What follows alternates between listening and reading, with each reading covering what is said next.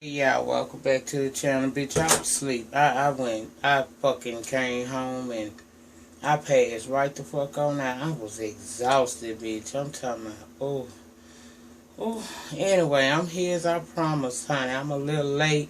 I'm doing this here in the late midnight hour for y'all because I love y'all like that and I ain't want to disappoint you. Because I said I was coming through on a Tuesday, so I hope you get it technically Tuesday night, but you know it's really Wednesday. Don't worry about it, bitch. Just enjoy the damn review. Love and Hip Hop Hollywood Season 3 Reunion Part 1, honey. It gave us nothing. It gave us absolutely not a goddamn thing. Try to give me a motherfucking thing, okay? Now, I will say fashion-wise, I was here for Moniece. I like how Moniece looked. Double stuff. She looked, she looked like she was 99.99% silicone and stuffed up in them damn. It just seemed like she just uncomfortable. Like, damn, bitch, what the fuck, Chihuahua, she looked basic, like she was in a regular episode opposed to it actually being the reunion or whatnot, I don't know what to say, child. Okay, Shonda, she looked weird.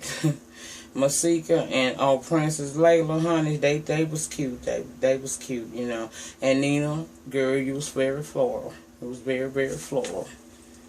Now, all the dudes look like they was looking and you be the judge, Nia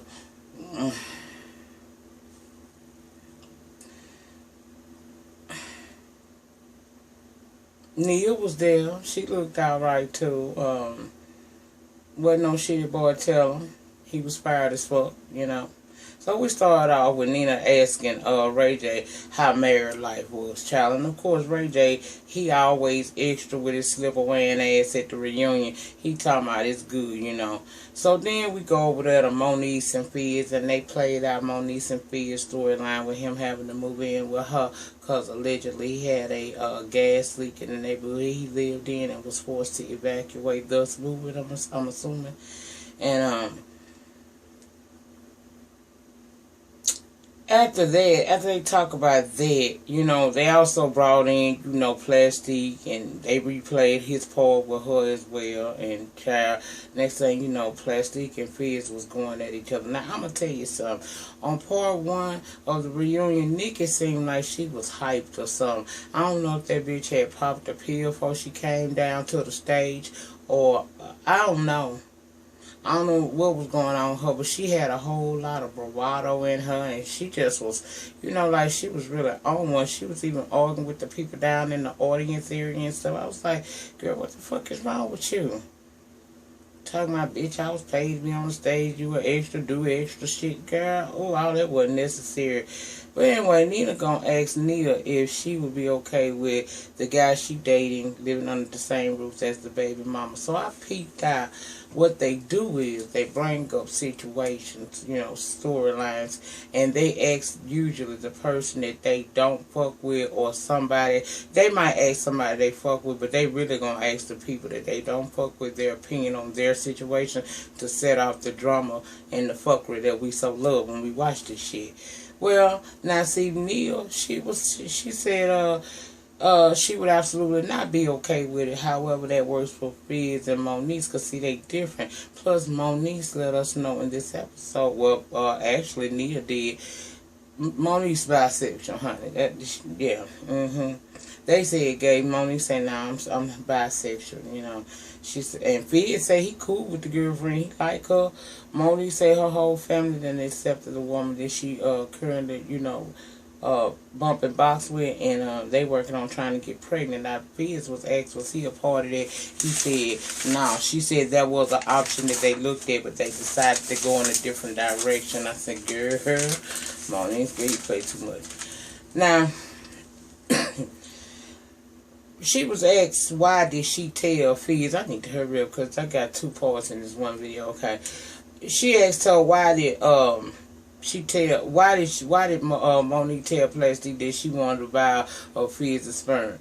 Now, Plastic say, Monique said that Plastic had mentioned to her that her child with Fizz one of the siblings. Now, Plastic says she don't know who the fuck told her that, but it sure wasn't her. And I tend to believe her. Monique, girl, you lying. You was being petty at the moment. So you could have just went ahead on and said that. You tell the truth about every damn thing else. Now, Fizz say he and Plastic was never nothing, so he didn't feel like there was no reason for him to really be trying to tell her about his living arrangement. Now, this when Plastic arguing with the people in the audience, honey. Talking about, that's when she said that I'm paid to be on this stage and people checking for her and all that old shit. And I'm thinking to myself, now, how you know you 99.99% silicone. Don't talk too tough because you still got to walk out to that parking lot. Just extra unnecessary shit. Fizz claimed that he talked to her on, she claimed like Fizz talking about her on social media when he do his interviews. He said he don't have no conversation about her. He ain't never talked about her. What he gonna talk about her for? He said he wanted all that girl wanted was a relationship with one person for 3 episodes and a person for the next 3 episodes to be in a relationship. And Plastic said he just hating because people checking for her. I saw. Next, Moniece and Chihuahua. Basically, Moniece called a child ugly, okay? Now, she ain't right for saying that, but if that's what she said, I gotta respect the fact that Moniece stood in her shit. Don't nobody want you saying they motherfucking child is ugly, Moniece, but if that's what you said, then I respect you fully for standing in your shit and saying, hey, you know what, I said that, probably wasn't the best thing, but I said that, okay? Then, some kind of way, Fizz and Max Teeth done got into it because they get to talk about that sex tape. Now, to my understanding, the only thing Fizz said was the sex tape wouldn't have never been brought up if they hadn't brought it up. Which, from what all he probably knows, that is what happened. However, the story goes, Layla had an issue. She went to Jason Lee because she had the word on the curb that there was a sex tape out there and Jason knew how to get in touch with it or he had it. Okay, then Layla took that shit to Chihuahua. Chihuahua immediately gets to talking about she need to get hold of that tape and teach Moniece a lesson. So they had a meet up with Jason because if you remember, Chihuahua had to do a little ass kissing because on last season, Chihuahua the one threw that drink on Jason Lee. So she had to kiss a little ass, and after he was thoroughly satisfied with the salad that she tossed, he went ahead on and said that he would be, he would be willing to help with this situation. That's how the fuck that shit really went down, okay? I don't know what the fuck all of this shit is about. Truth be told, to me, if Moniece hadn't felt like she was attacked last season, it wouldn't have never been a storyline for this shit this season. This is stemming from what y'all did to her last season, and she got a right to feel some kind of way because y'all attacked her. It's like Tierra and Nia had to tell the cast in the audience, they do attack her, and I don't understand why. It ain't like y'all going off on her one at a time. Y'all go off on her collectively, and that is not fair, okay? Obviously, she can't handle it when you do it that way, okay? But that's all the fuck that really was about, and basically, nothing was resolved because Moniece ain't finna back down on what the fuck she said, and Brandy's still in her feeling about hearing this shit. Girl, get over it, okay? We find also that Chihuahua, Max Teeth, and the Norwoods are cool. Remember, Princess supposed to been mad at her for telling Ray J about the prenup, so she wasn't invited to be in the wedding no more. She wasn't invited to the wedding, period. Well, now they done made a fake-ass storyline moving on. Plastique was invited to the wedding, wasn't invited to the wedding as well. Now, her and Princess used to be cool back in the day, but once upon a time, Princess and Plastique text message say she ain't with the fuck shit and the fake shit. Plastique didn't know how to receive that, so she said nothing. So by saying nothing, that pretty much meant that you was cool with y'all going y'all separate ways. That's why you didn't get no invite to the wedding. But it don't look like nobody gave a damn. Now Sonya say that now Miss Sonya, she graced the stage. She graced the stage with her Edward Scissorhand wig on, and she said that now that she done got to know Layla a little bit better, she cool with them being married, and what she really meant to say is, I didn't give a look. My son got that prenup signed by this hoe, so she's not at risk of ever fucking with the empire. So I'm cool with her now. We good. That's all I got out of there. Now we come to Masika, and she talking about her and Fetty Wap is cool again, you know. She claimed that they dated a few months last year prior to her being impregnated. Y'all believe that if y'all want to. We all know that this was studio booty gone wrong, okay? Now, the subject of Hazel Beat come up now. Hazel is going around saying that Fetty ain't the little baby's daddy, okay? All of that stems from the fact that Masika said that Fetty Wap was not featured on a track that Hazel allegedly has. Now, they wants to bring Hazel out there so they could talk about that thing, but she don't seem to really want to do too much talking about it, okay? She gonna tell Nina, if she come out here, I'm gonna leave. Like, girl, you better be cool and glad that you even 10 minutes in, okay? You better be glad that they even fucking with you right about now, because you was fired, you and Young Bird. So did nobody give a fuck. That girl said what she said, and Nina said, please welcome Hazel Beat to the stage, and she came on out there, and that's really where it ended. But I forgot to tell y'all about some shit. Now, we had this scene also with Jason Lee, Messy Queen ass done spilled tea about Rosa Acosta and Amber Rose dating at one time. Now, I'm sure that ain't really come to no motherfucking surprise to any of us. However, that girl did look like she was not expecting him to say all that. That's why I said somebody need to whoop his motherfucking ass. I don't like him. You know, I don't like him. I respect a bitch that's got to report the tea, but bitch, it's a way to do that, and you are malicious with your shit. Somebody gonna make you put some respect on their name, bitch. Not respect, respect. Okay? Now, Safari, he wasn't really, you know, we find out he ain't suing no Nicki Minaj, child. He was trying to explain that shit. You got Ray J in the audience trying to coach him, and Nina called it out. He said he was just trying to help him out. Now, he said he's still just waiting on the right woman. Now, I don't know what he had all that faux fur on, you know, because I know it was probably hot as fuck when they recorded this, but I guess this is just a part of the fashion statement that he wants to make for himself. Safari is a cool dude. He just lame as fuck. That's all wrong with him. And I don't think he was ever no gold digger, because like you said, he left a woman worth 40 mil, so he not no gold digger. Now, you might better call him a fool, but he ain't no gold digger. And I said, yeah, you right, at least you know yourself. Child, we also seen Plastique let us know that her and Rosa Acosta still playing gay for pay. At least she is anyway. They gave us an old nasty ass exchange of DNA, and child, it was disgusting. And I was just thinking to myself, I wonder if Nikki breath stink. It looked like it. She just looked like her breath probably was just stinking. To see they two tongues just, child, you know, I will watch a little Lizzie porn sometime. But that right there was nothing sexy about that. That was, in fact, very disgusting. But now that I done told y'all what happened on part 1, we're going to pussy pop on over to part 2. Now, Masika and Hazel Beat, they on that stage. Remember, I told you that's what happened at the end. I was just wondering, why was the beat there? Masika wanted an apology for Hazel B saying Fetty Wap wasn't her baby daddy. Now, Hazel says she never, you know, really actually met Fetty Wap. They recorded at 2 separate studios, and I know that does tend to happen in the music business. But, girl, at some point, y'all would have had some type of conversation. And the Shade Room, you know, they always have people good teas and shit. Well, the Shade Room had reported that one of the dudes to hang out with Fetty Wap had came out saying that was him on the track and not Fetty. Hazel say she, you know, she not gonna sweat it or nothing like that. She still performing the track. In fact, she doing it international, baby. She doing it in Dubai.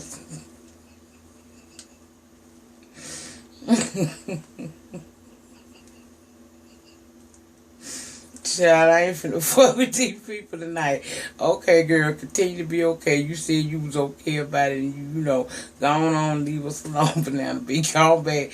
We tired of you talking and arguing with a bitch on this show every time you on here, and it's always about a dick that ain't yours, girl. Child, Masika eventually left the stage too. Both them hoes get on my damn nerves. Now let's talk about Safari. Like I told y'all in part 1 of this review, I like Safari, but he lame as fuck and he naive as a motherfucker. I'm talking about this bitch is greener than a pool table and twice as square, bitch. I ain't lying, baby. But Safari, why you here? I mean, like, for real. The possibility of you seeing this video is probably very, very slim. But miracles do happen every day. If you do, I'm just trying to figure out, why the hell you here? Dude, from what I understand, you got something going for yourself. You're not bad on the eyes at all, my brother. None at all. Why the fuck is you here? Tearing down your what could be legacy, being on a ratchet-ass reality show like this with a stage full of motherfucking has-beens. Bitch, you crazy.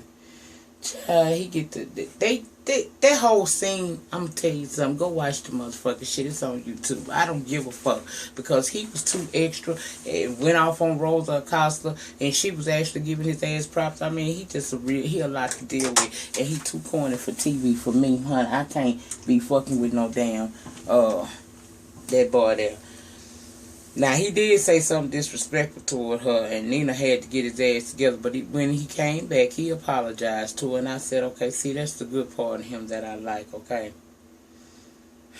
He was asked why he accepted advice from Ray J. He said it was just an experiment. And Plastique said she wasn't even aware he was even doing that shit.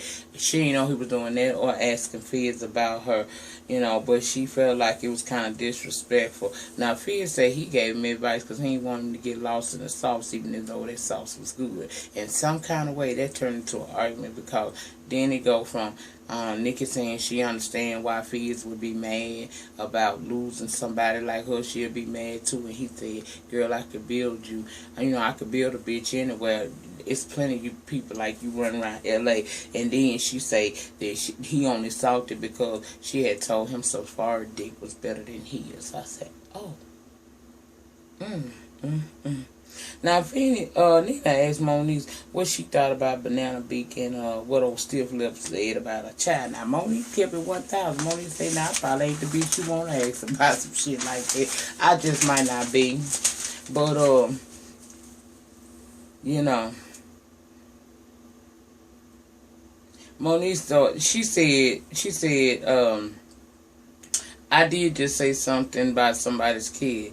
Then she messed it all up with, but it was true. But she said that you have to, you know, if you say it, stand in it. Monique's cool with me. I'm going to tell you why. Because Monique's, she type of bitch pretty much standing her shit. If she said she going to stand in it, then that is what it is. Of course, they all attack Monique, says they always try to, and that wasn't fair. But this is Love and Hip Hop, and this is what we do here, okay? Now, they finally brought old Kaisha, Willie, and Shonda to the stage, and I'm going to say this right here. Kaisha, bitch, I don't like how you came about and through, but bitch, I believe you, okay? And I also believe that Shonda knew all along that Willie was cheating because he already had a history of doing it, okay? So that's always should have been somewhere up in your mental thoughts, okay? But I know for a fact, girl, the way you was looking on that stage, you knew at some point that he was fucking that girl.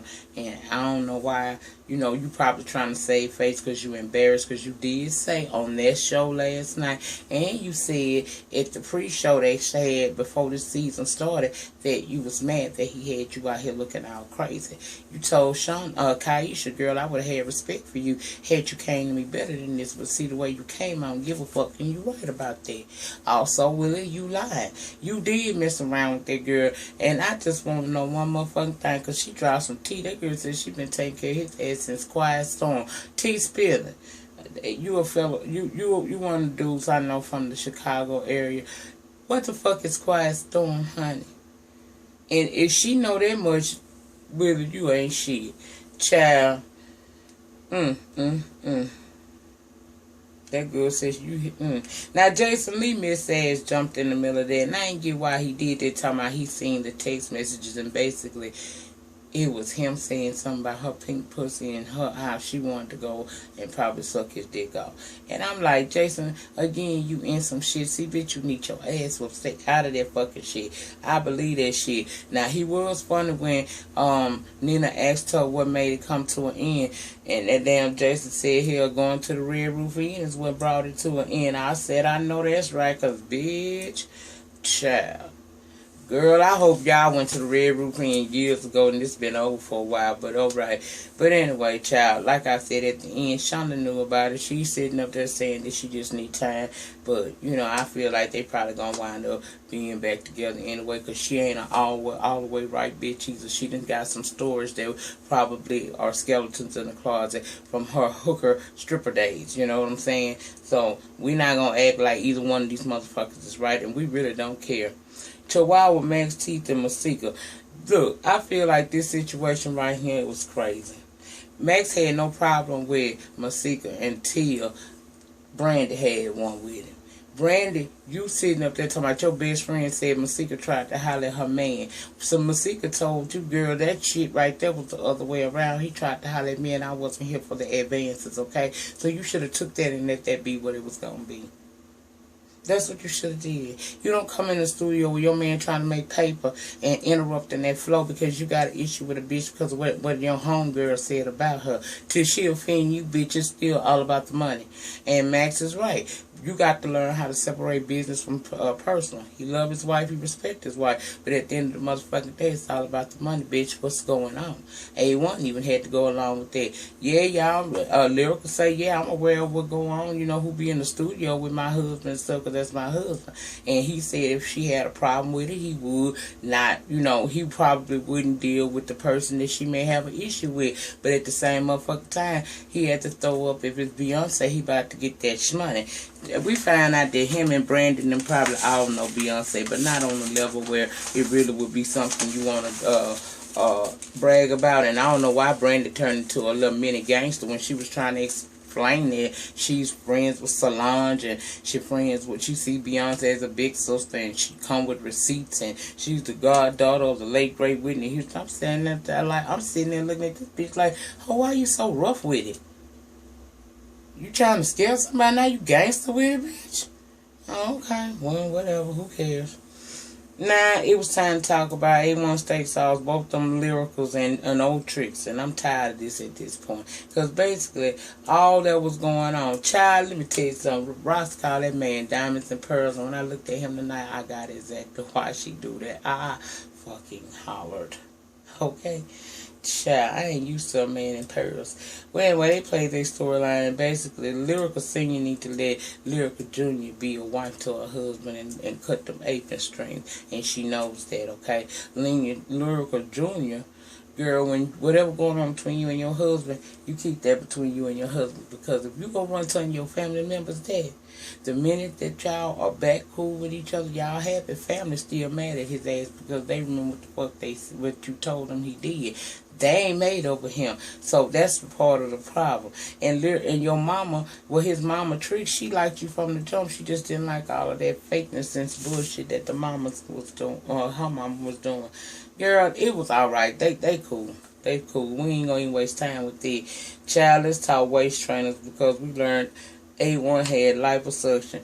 Child, he say, now look, is he bisexual, sexually fluid, or any of that new shit that they call it now? Because he sure give me tease. We found out that when they found out they was finna get on the show, he said he ain't finna come on there looking like that. He needed some work. Lyrical wanted her some new boobs, so he told her, but she was scared. So he told her, look, baby, don't be scared. We're gonna do this shit together. And I said, that's a good playback. That's a good way of putting that out there, child. But I ain't mad at you. If you got the money and you went under the knife, do what you got to motherfucking do. That's what I say, huh? Now, double stuff. We talked about her. She admitted that she did do something, you know, to the... She still not admitting she really did nothing. She talking about she ain't do nothing. That's why she ain't having to go to trial because she wasn't accepting no plea deal. She also admitted that she knows she got a drinking fucking problem, but she ain't seeking no professional help. She doing it on her own. Now, to her credit, people were such as Nia, Moniz, And Lyrica, we're giving her props, saying it look like she in a better place. Plastic too, saying it look like she in a better place. She not as rowdy as she used to be, cause she drinking. I mean, cause she ain't drinking that shit no damn more. They say she even lost a little weight. So she don't know what's going on with this court case right now, because they still I'm doing a video. They said, oh, that throws me all the way off when they do that. And it's after midnight. Why is they talking to me, bitch? But anyway, she said she don't know what's going to happen with that, because it's done been pushed off. Now, Ray J was asked if he ever seen that drinking was an issue with her. He said, no, when they was back together, it wasn't. Hazel said she could tell, because hell, they start, as they moved in together. Oh, it's hot, tell them having a flash.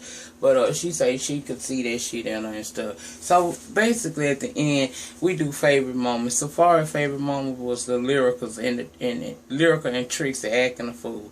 Ray J's was getting married to Princess. Fizz, he makes nice with Max Teeth, saying they brothers and he loves them. So they made up. It wasn't no more beef, because they kind of had words during this episode. During this reunion. Chihuahua say right now, Beer and the Hatchet is not really what's going to happen between her and Monique, because every time she hit a name, she remembers what was said about her child. Monique said she stand by everything she said, and I said at least she not backpedaling and pussy popping. But that was basically it for the season 3 of this damn Love and Hip Hop Hollywood. Child, I had me some fun moments with this shit. Did you? Y'all, I appreciate all the feedback and all the people that decided to stop on by and have a good kiki with a bitch. I appreciate you. But I got 2 more videos to do. So in the meantime, in between time, please remember to like, comment, subscribe, and I will see you back for Black Ink Crew. Peace.